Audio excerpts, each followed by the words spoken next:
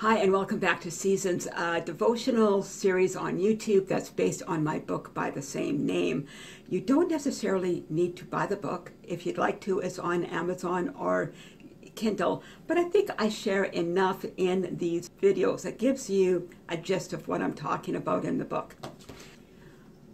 I would bet that there's not too many people who are watching this right now who have not been either a receiver or a giver of a bouquet made up of those bright yellow flowers that children are so attracted to. Yes, I'm talking about dandelions. My mother, having 5 children, was the recipient of countless bouquets of those bright yellow flowers, aka weeds. The more my mother thanked us, the more likely we were to present her with more wilting bouquets of weeds. My mother was very smart. God is smart too, and He places a high value on generosity. Are you reluctant to present a gift to Him because you consider it unworthy?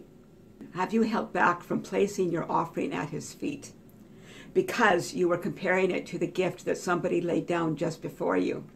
Have you stopped short of responding to your pastor's call for help when he was looking for volunteers, even though you knew that you had the skill set that the pastor was looking for, because you thought that you would not be able to complete the task perfectly? Have you kept your tongue even when the Holy Spirit has prompted you to speak into a situation out of a fear of messing up the message? If so, it's time for you to remember this. God will never reject a gift that we give to Him when that gift is given in pure motivation and from a heart of love. Those little bouquets of bright yellow dandelion flowers warmed our mother's heart much longer than the actual flowers lasted in the little glass jars that our mothers put the flowers into. If you feel restrained in giving to others and giving to the Lord from your talents and your resources because you don't consider your talents or your resources to be enough, perhaps this illustration might help. My brothers and sister and I would pool our resources together at Christmas time, so we were able to buy gifts for my parents and for the other children who weren't involved with our particular pool. We would hide our jar of pennies and dimes and nickels in a certain spot. And every few days we would take that jar out and count it just to see where we were at. Well, it always amazed us that there seemed to be more money in that jar than we put in. We just could not figure it out.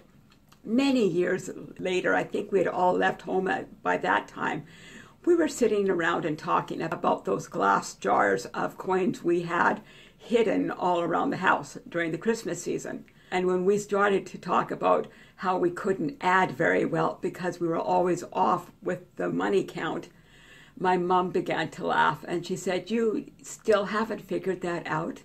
Your dad and I would go around emptying our pockets and adding a little bit to the fund." God will take our generous hearts and what we might consider small little gifts that won't go very far, and He will multiply our offering through His grace and His provision. Remember that young boy with the few fish and the 2 small loaves of bread, and how Jesus used His gift to feed thousands.